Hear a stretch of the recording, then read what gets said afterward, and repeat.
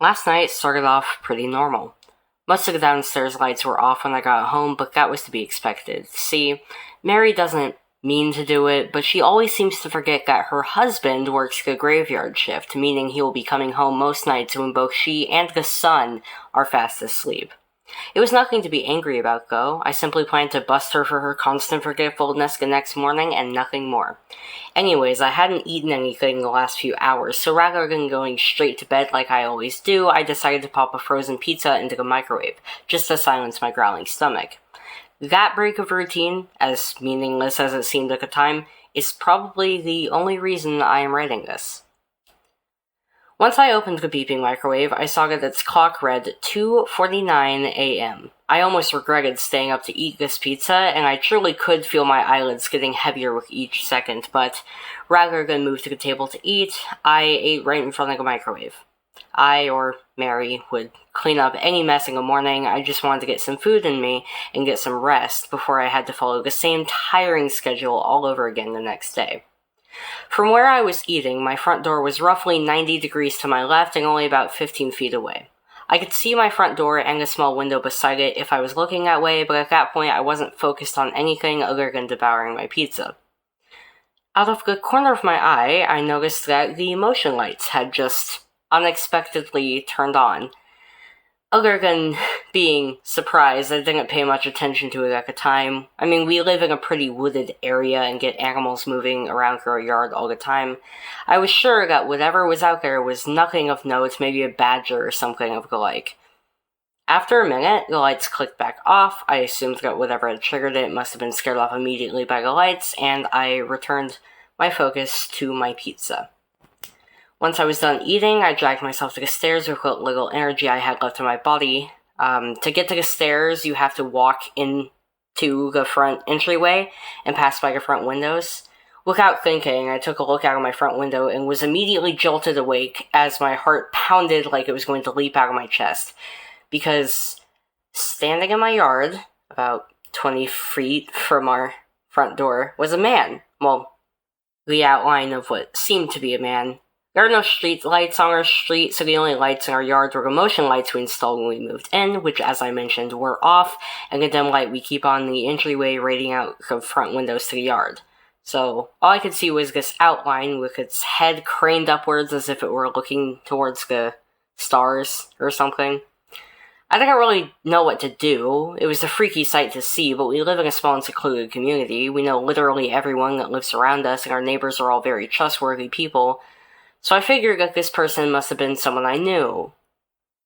So I tapped on the window to get the person's attention. Foolish, I know. Wasn't really thinking clearly, I guess. But anyway, I didn't want to wake Mary, so I tried to stay as quiet as possible. He didn't budge, no reaction at all. I figured that whoever it was out there couldn't hear me, so I opened the door. Don't get it twisted, I was scared beyond belief, but at the end of the day, I try to see the best in people. The figure in my yard hadn't really done anything to warrant a phone call to the police, plus they usually take a good 10 minutes to answer a call out here. I hope to resolve this quickly and cleanly. As the door creaked open, I realized that the figure had changed slightly. He was now staring right at me. It was jarring. 2 seconds prior, when looking out the window, he'd still been staring upwards. I couldn't make out finer points of his features yet, as the light from the house barely reached him, and I thought that made him all the more creepy. The figure just slowly started to walk backwards towards the road, while still facing me. As the person sped up slightly, the motion lights finally came back on. He wasn't anyone I'd ever seen before. He was relatively tall, 6'4" maybe, and crazy skinny, borderline emaciated, really. He truly looked like he had never eaten anything a day in his life, and he was completely hairless, no eyebrows, no facial hair, and bald. I was speechless as the seemingly mute and sickly person just silently observed me, and I quickly realized that he was less terrifying when he was obscured by shadows. He turned and ran away from me through my yard, across the road, and into the woods on the other side of the road. I was frozen in fear, and neither fight nor flight kicked in for me. Had this person wanted to hurt me or Mary, he had his chance, but he didn't take it. I locked the door and went upstairs, not really sure what to do. I couldn't really have called the police once he was gone, could I? I mean, this guy didn't really do anything. I mean, sure, he was on private property, but I'm sure the police wouldn't take it seriously. I figured it was useless and that I'd rather keep my guard up in case this man came back tonight and worry about possibly phoning the police. I got very little sleep. I was sure that every rustle of the leaves or every gust of wind was a trespasser returning. I finally shut my eyes at 6 a.m. when the sun started to rise, but was up when I heard Mary shuffling to shower at 8-ish. "Oh, good morning. I didn't expect you to be up. Aren't you sleepy?" "Yeah, but I couldn't really sleep. Tough night of work and all. Since I'm up, why don't I make you some breakfast before you go to work?" She smiled and nodded in appreciation. I wanted to tell her about the events from a few hours prior, but I knew it would freak her the fuck out. And why wouldn't it? It was a terrifying turn of events. I don't know. I thought maybe her favorite dish of bacon and eggs would make the news easier for her. Really dumb logic in hindsight, but I guess I was still experiencing a fear-induced shock. "What are we going to do?" Mary was trying to stay calm, but I knew by the fact that she ignored her breakfast after explaining the situation that she was freaked out. I told her there wasn't much for us to do right now. We argued a little bit, and she made it clear that she really wanted to call the police. I still didn't think it was a good idea. We had zero evidence to prove there was anyone in our yard the previous night. Zilch. Or so I thought. "What about those cameras that Mrs. Maddox installed? Didn't you link them up to your laptop when we moved in or something?" "We moved in 5 years ago, because even though it was the middle of nowhere, this house was actually a lot closer to both of our jobs. And honestly, we liked the privacy that the community offered. We bought the house from Jason Maddox, whose mother was an old widower living there alone for a few years. She'd been petrified of the neighborhood ever since the death of her husband. Her son sold the house on her behalf so that she could live with him, hopefully living out the final years of her life in peace with Jason and his wife and kids.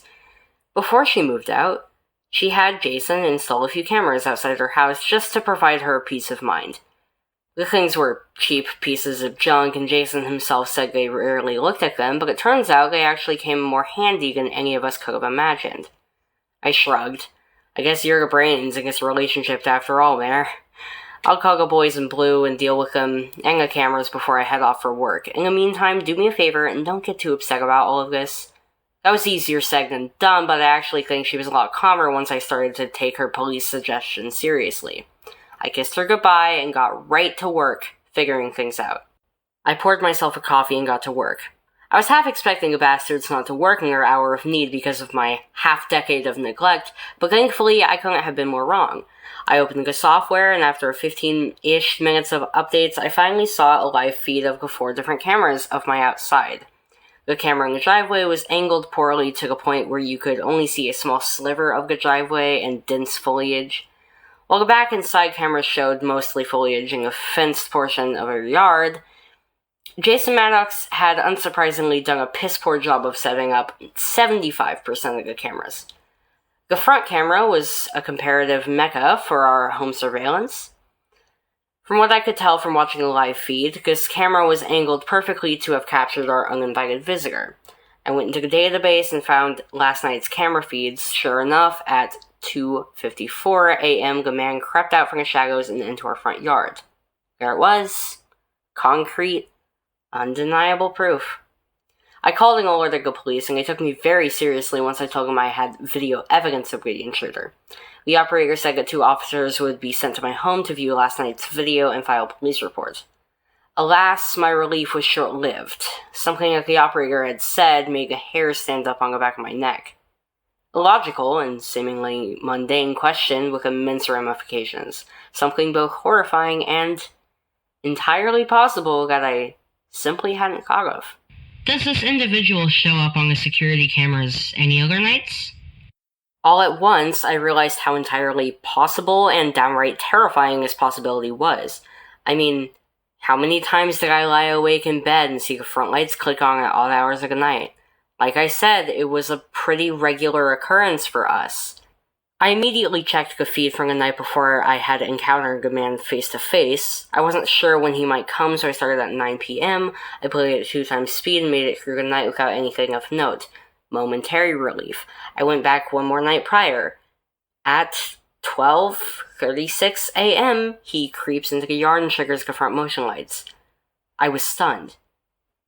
But it got even worse. He stayed there motionless in complete darkness until just about 5 a.m. He was so still for almost 5 hours that he didn't even trigger the motion lights again until he turned around and left for the day. Think about that.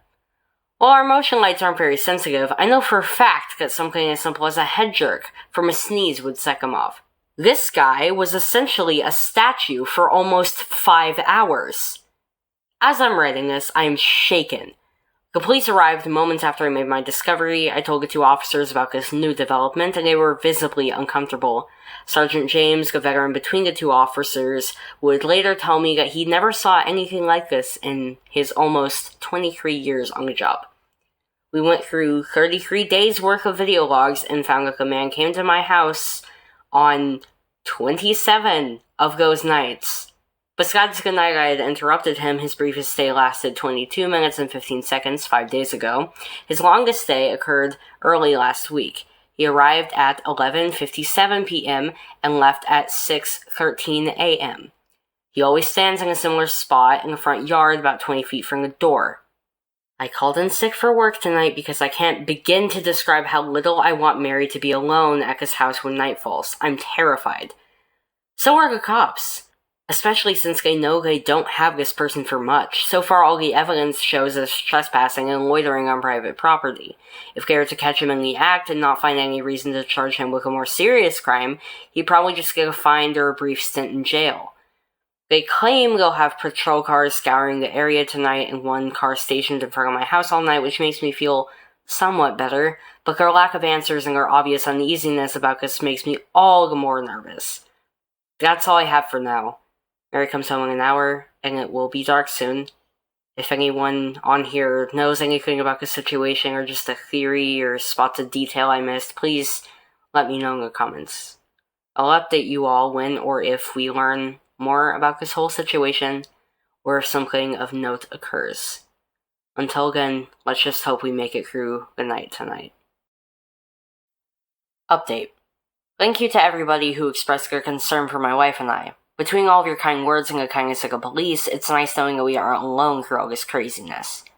Fortunately, our night was mostly uneventful after the bizarre discoveries from the previous day. At least one police car stayed parked in front of our house from sundown until sunup, just as was promised, and there were no signs of a mysterious individual throughout the entire night.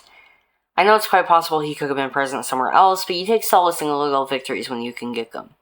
At 2-ish, I heard a policeman moving around in the driveway. In the morning, they told me that they thought they saw a person standing in the driveway, but by the time they investigated the driveway and the wood area near it, there was no sign of a trespasser.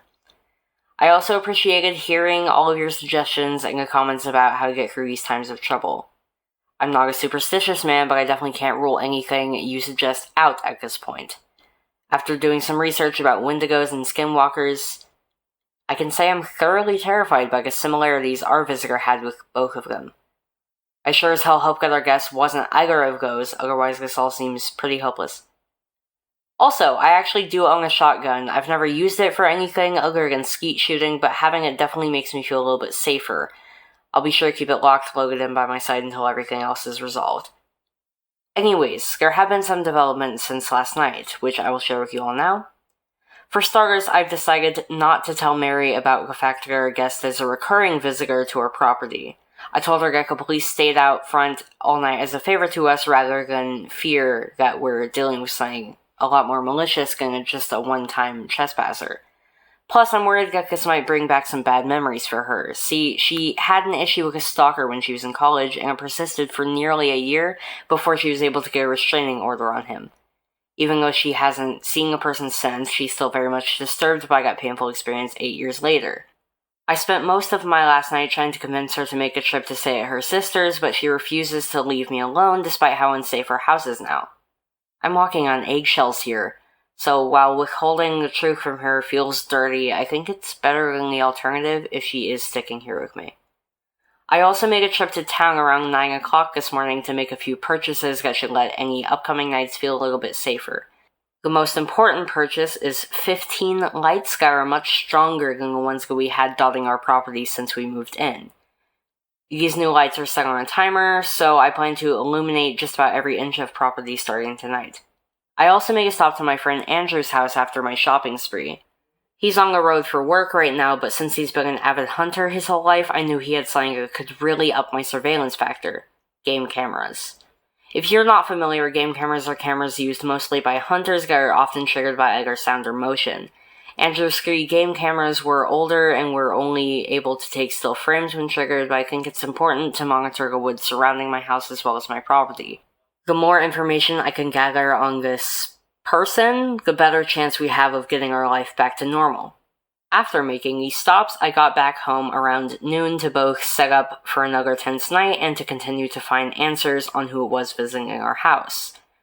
It took an hour, but I readjusted all 4 cameras. I'm not very handy at all, and the 3 I had to unscrew and remount kept falling no matter how hard I tried to screw them back in, but thanks to my efforts, I have a much better view of the entirety of the area surrounding my house. I really don't think I'll see much on the 2 cameras in the fenced parts of our property out back, as the fence is tall and all that can be seen behind the fence on camera are just the dense trees, but you never know what could happen. What feels much more useful now is the driveway camera, which finally actually shows every inch of the driveway. Since the cops may have seen a figure in the driveway, I wouldn't be shocked to find out Kaka is a trespasser thanks to this new angle as well. I also picked 3 spots in the woods to set up Andrew's motion-activated game cameras as well.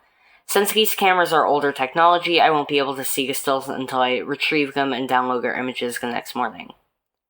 Welp, it's a little after 4 p.m. as I'm writing this, and I want to look through the older logs of the camera again. I'd like to go back to the earliest recordings from when Mrs. Maddox was still living here to see if I could find any evidence of a trespasser showing up all those years ago as well. I doubt it though, since Jason or Mrs. Maddox herself would have noticed if they checked the cameras regularly like they claimed, but I figure it pays to check. I'll post any updates if I find anything of note. Update. Yeah, he's in the videos from 8 years ago.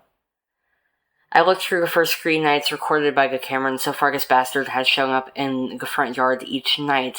He hasn't done anything different in these videos, though. Obviously, this is an important finding since it proves that the Maddox family might know something, but it doesn't really teach me anything more about who or what I'm dealing with. I'm going to call Jason and see if I could talk to his mom now. She was so high-strung, she had to have noticed this person at some point, right? Update. Called Jason. Turns out his mom died earlier this year. I don't know the Maddox family personally, so obviously I didn't really keep in touch with them. I hope she found peace. I asked Jason if he ever noticed anything on his security cameras, and he told me he never even checked them. When I explained that I saw somebody standing outside the video logs, he was speechless for a few minutes. I think he felt guilty. He admitted he had always brushed off his mother's scared pleas to leave his house as her mind finally slipping during her final years of life. He said he was hesitant to have her move in with his family full-time, so he gave her a cell phone in case she ever fell down or needed any help, and also told her he would install the cameras and check them nightly to be sure that there was no one outside or in case anyone ever tried to break in. Clearly, he was at fault for not believing his mom, but that's not my problem. I asked him if she ever said anything about anyone coming to the house in the middle of the night, to which he replied she would sometimes see a tall man standing somewhere in the front yard. Since she only started mentioning it in the last couple of months before she moved out, he assumed that she was just seeing things, and as such decided to move her into his house instead of investigating. He also mentioned another incident that makes me very nervous the more I think about it. One night in August, about a month before we bought the house, he received a frantic call from his mom that there were people talking in the basement. Jason got there as fast as he could, but when he got there, he found only his mother cowering in the living room. He saw no evidence that anyone had broken in. I told him not to worry or feel guilty, and I even lied to him and told him that the man had only showed up on surveillance cameras once while his mom lived there, from what I could tell, and that he shouldn't feel badly. Not sure if he believed me, but he seemed relieved. This sounds like Mrs. Maddox was clearly of more sound mind than was initially believed during her time living alone in this house. That left me with another disturbing but logical question. Did I have to worry about the voices she heard in the basement? Thankfully, I'd never dealt with anything like that, but now I'm worried there might be someone or something else lurking inside the walls of our home and not just out in our yard. Mary's here, so I'm going to focus on keeping her calm. I'll make more updates if need be, but tonight will hopefully be just another quiet and uneventful night. Update. Fuck. It's almost 10:30 and the police officers still haven't shown up to sit and watch our house like they did last night. I told Mary another fib to cover up the fact that we were still very much in danger. She's in bed already sleeping. I told her I would be catching up on the work I missed last night. I'm actually holed up in the upstairs office with a mini fridge full of energy drinks to my right and my trusty shotgun at the ready. I plan to stay glued to my laptop all night watching live feeds of the outside until the sun rises and I can feel safe again. I've been watching this monitor for an hour now, and I think I'm finally noticing something. In the driveway.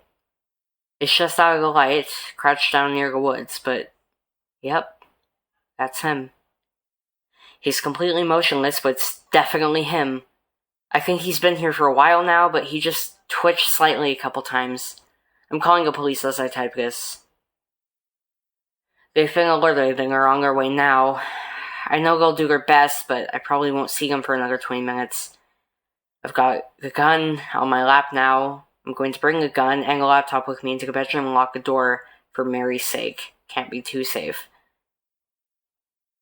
In a minute I've taken my attention away from the scream to get fortified in the bedroom, he's completely changed position. The little shadow on the edge of the woods is gone, and now standing at the end of the front yard and almost on the road is the trespasser.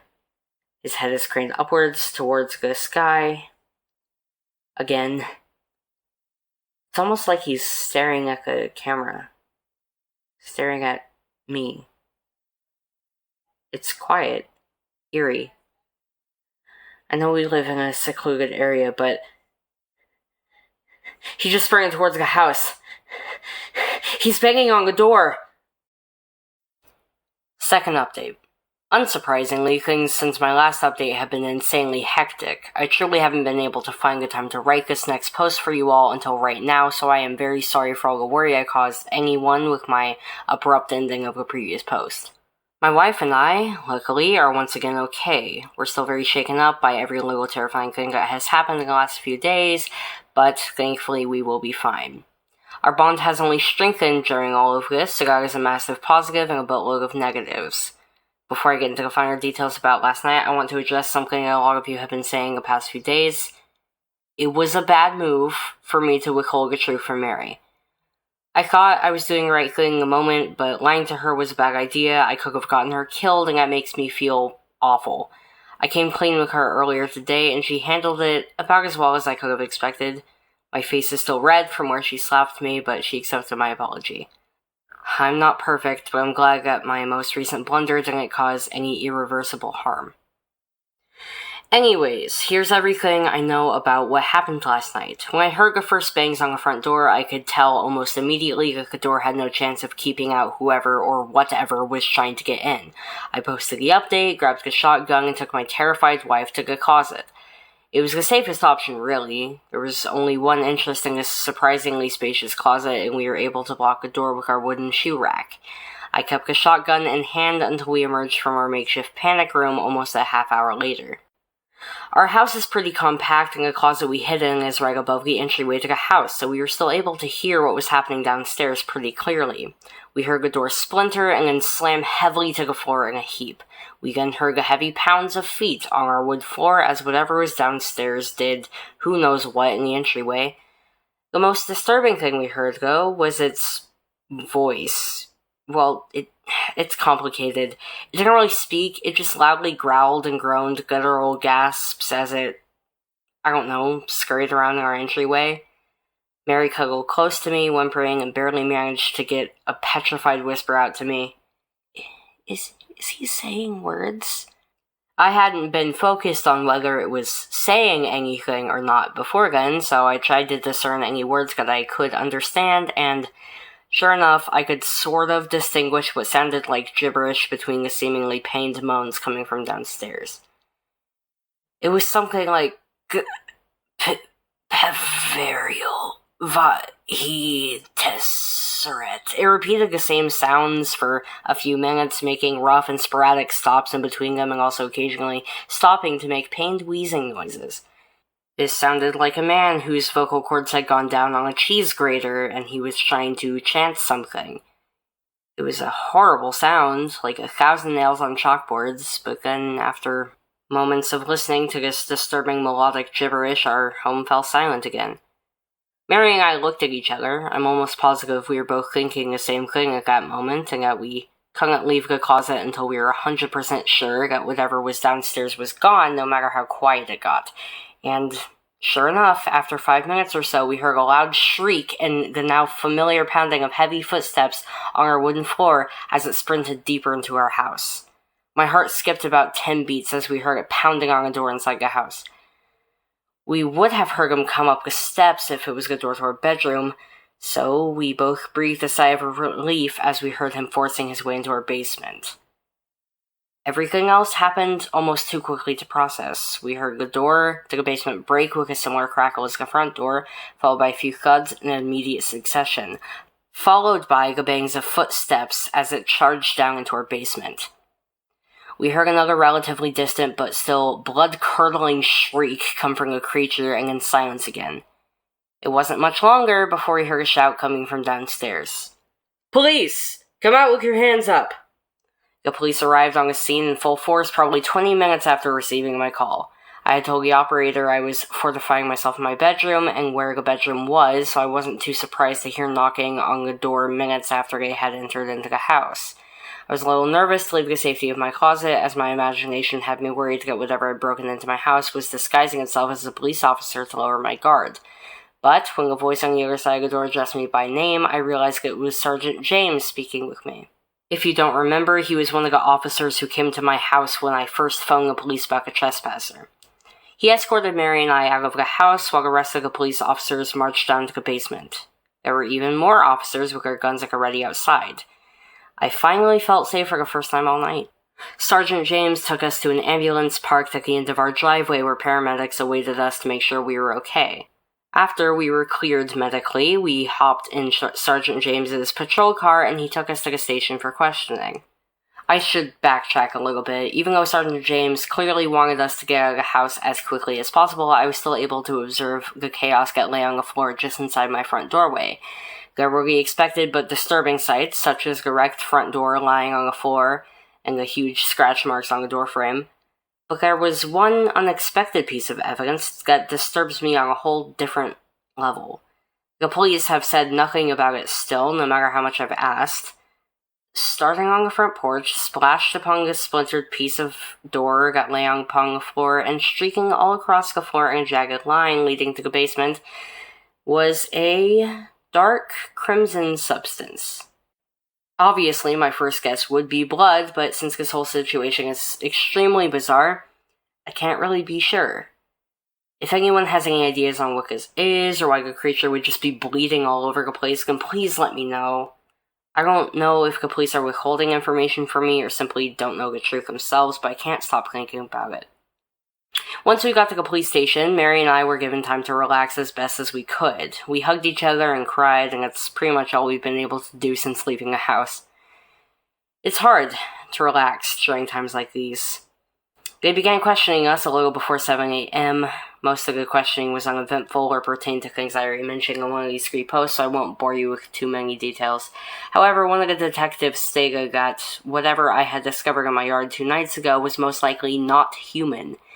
He based this on an examination of the marks on my front door frame, the basement door, and some of my walls. The examination revealed that they were simply too deep and too wide to be caused by normal human fingernails. They were caused by something more durable than fingernails, maybe a large knife, or maybe large claws. And the forensics suggests that the marks are so uniform in length and distance between each other that they're too precise to be caused by separate blows. Unsurprisingly, they told us that we won't be able to stay in our house for a significant amount of time, which I am perfectly fine with. Mary was able to get us a room in a cheap hotel for now, and we will most likely make a trip to Mary's sister's to stay with her until we figure out what to do. I'm writing this now from our hotel room. My laptop was kept as evidence, and I gave the police permission to check the surveillance cameras on it, so I'm using my phone to write this. I don't know what happened in my small, quiet neighborhood after I left my house early this morning. The police are being secretive about everything, but I don't really care at this point. I'm just glad that this whole situation finally seems to be under control. I'm going to catch up on the 2 days' worth of sleep that I mostly lost out on. Have a nice night, everyone. Update. The ringing of my phone woke me up a half an hour ago. I answered. On the other line was Detective Laird, one of the detectives involved with combing the crime scene. I didn't know what to expect since I already told the police everything I knew. He asked me how many exits there were to my house, to which I replied 3. There's the front door, the back door, and a storm door leading out of my basement. I said obviously the windows could be used as an exit as well, but he confirmed that none had been opened or broken upon investigating the house.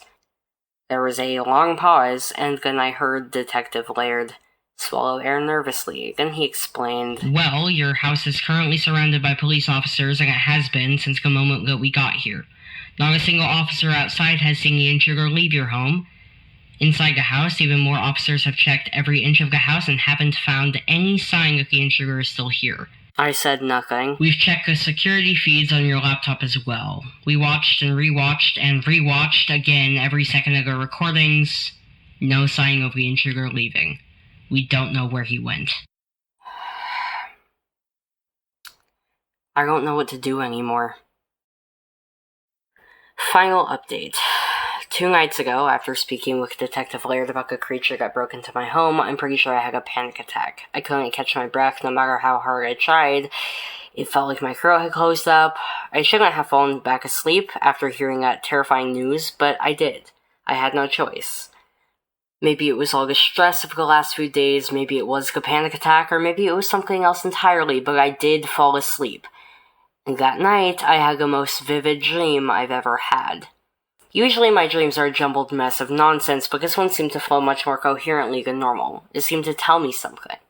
I found myself in my home's entryway yet again. It was very much in shambles like it had been when Sergeant James escorted Mary and I to safety for questioning. The door lay still on the floor, and the trail of crimson blood-like substance still flowed like a makeshift road leading to the basement. In the dream, this red path led down the stairs and into the unfinished part of the basement, which is immediately on your right once you reach the bottom of the stairs. I didn't go into that part of the basement, though, most likely because I've always been terrified of that room. When we first saw the home, this room was still being used as storage for Mrs. Maddox and her late husband's excess belongings. I'd never really thought about why it actually made me so uneasy. My fear of that room was as strong as it was irrational as long as I've lived there. In the main room of the basement, I saw Mary. She was facing away from me. I heard her whimpering and saw her shaking like she was the night we took shelter in our bedroom closet. I called to her and she immediately stopped trembling. Her head snapped towards me, but she didn't look fully at me. Something about her was different.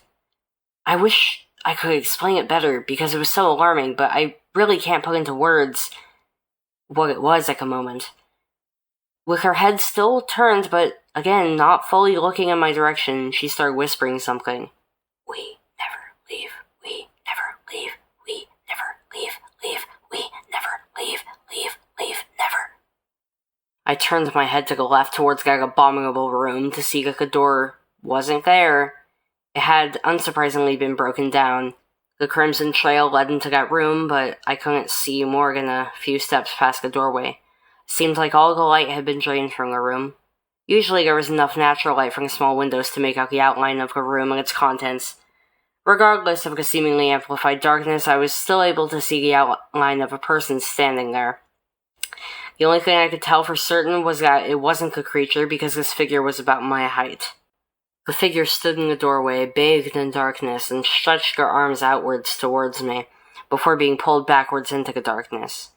Before I could do anything in response, Mary crawled into the dark room on all fours. I tried to chase after her, but I was frozen. I jolted awake at 8:13 a.m. It took me a few moments to realize that I had just been dreaming and that I was still in a hotel room in bed next to my still sleeping wife. Like I said, I've never had a dream quite as vivid as that one.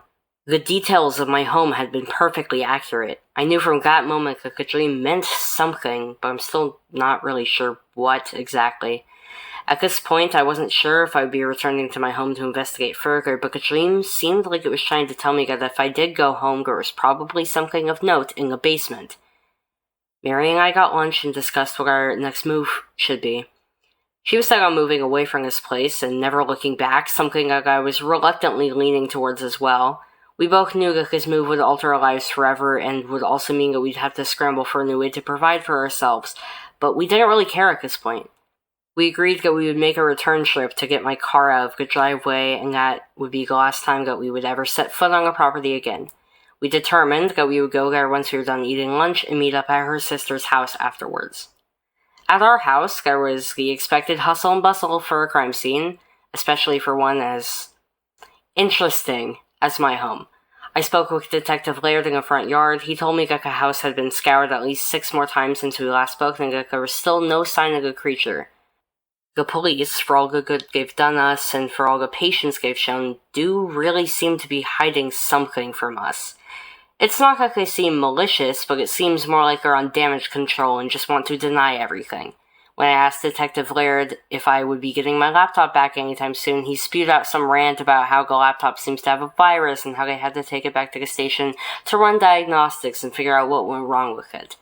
It all seemed canned, like somebody above him on the law enforcement food chain told him what to tell me, and hope I wouldn't question it. I didn't want trouble, so I told him he would never have to worry about me interfering again. As I walked to my car, I remembered the game cameras I had placed in the woods. I wasn't sure if the police had ever found them, but my curiosity couldn't be contained. I decided that I had a great chance to get these cameras later in the night. Worst case scenario, the police find me and I make up some bullshit excuse about just wanting to get my friend his cameras I borrowed. Best case scenario, I find something new that helps me understand this whole situation a little better. Regardless, I knew I had to do it to ease my troubled mind. I phoned Mary and told her that I was staying behind to help the police. I know I'm an asshole for lying to her again, but honestly, if I told her what I was actually doing, she'd either try to keep me from looking for the truth because she was scared, or she wanted to come with me and that would put herself in great danger. I think this time it's entirely warranted. I nervously drove around until nightfall. Finally, I made my way back to my house at about 9:30. It was dark, and I was determined to find the truth. I really didn't want to be back at this place, but I knew that if I didn't at least look for any signs that might explain all this, that I'd likely go insane. Finding these game cameras seemed like the safest way to find truth. The first thing to cross my mind when I arrived at the house after dark was a simple observation. It's a lot quieter now. And not just in the sense that it was nighttime, there were no more police officers there. Less than 6 hours ago, my home had been lively. There was at least 8 officers still on perimeter duty, plus many other police officers inside on monster watch. There were forensic crews trying to find any sort of solid evidence they could use to understand what had happened within the walls of my home. The house had fallen eerily silent. Once again, and once again I hated it. But I saw an opportunity. I dashed to the front porch, and inside the front door, I found waiting for me the exact same sight from my dream. My entryway was still a chaotic scene of destruction with a crimson path summoning me to investigate the basement. I recalled my dream and the feelings I felt down below the surface. I wanted to turn around, but instead I found myself at the top of the stairs. Looking down the stairs, I saw the destroyed door lying right where it had been in my dream. I saw the crimson trail turn right and go into the terrifying unfinished room of the basement. I thought about taking a step downwards, but the silence of the house was shattered before I could. It started as a faint but constant and indecipherable whisper, voices emanating from the basement. As the voices grew in volume, they became more distinct, but became no easier to decipher. There were at least 4 voices involved, but there easily could have been more. They all spoke at once, sometimes over each other. I don't know to whom they belonged, but I knew that these voices must have been the ones Mrs. Maddox heard that caused her son to move her out. This is my attempt at transcribing some of what I heard emanating from the basement. Does anything remain in this? Here, there, so misplaced. I want to, for reasons unknown. I live in the dark. I truly cannot be sure that any of this text is correct, but this transcript is the best I can do. There was loud and indecipherable whispering that was an omnipresent undertone to what could barely be called a conversation. I also heard a woman crying at different times during the exchange. The whispering never stopped despite other voices speaking, while the crying was sporadic but occurred when both women's voices were speaking. I stepped onto the top step of the basement, and the damn step creaked louder than a step ever has in a history of stairs. The voices immediately stopped, so the whispering and crying, they all screeched to a halt. The unnatural silence returned. My heart did a drum roll. I ran to my car with my legs churning unrestricted of my brain. I didn't care anymore. Fuck the truth and fuck those game cameras. I wanted to live my life. I wanted to grow old with Mary. I didn't want to end up in that basement with whatever was down there. As I started the car, I noticed that the creature was now standing in the doorway of my home. He was facing away from me, looking inside my home. As if it knew I was looking at it, it turned its head 180 degrees to look at me. It wore the same confused look on its face that it had when I had accidentally discovered it a few nights prior. It mouthed something at me, then sprinted deeper into my house with its eyes still locked upon me. I write this final update from the comfort of my parents' beach house over 400 miles away from my haunted little home in the middle of nowhere. Mary and I look forward to starting our new life together far away from that place. Tomorrow begins our job search. However, I am unable to stop looking over my shoulder every time I hear the settling of this house or the crackling of air conditioning coming to life to cool our home. There still exists dark corners of our world untouched by the light we consider ourselves so safe inside of. If you look hard enough for them, you will find them. If you listen closely for them, you will hear them beckon you. Once you've discovered them, you will only see their darkness. We spend our lives trying to outrun them, but the truth is we never escape them. Last night, I woke up in that basement. Mary was there. She acknowledged my presence, but never looked at me. I could hear crying, but I didn't know where it came from. We never leave. We never leave.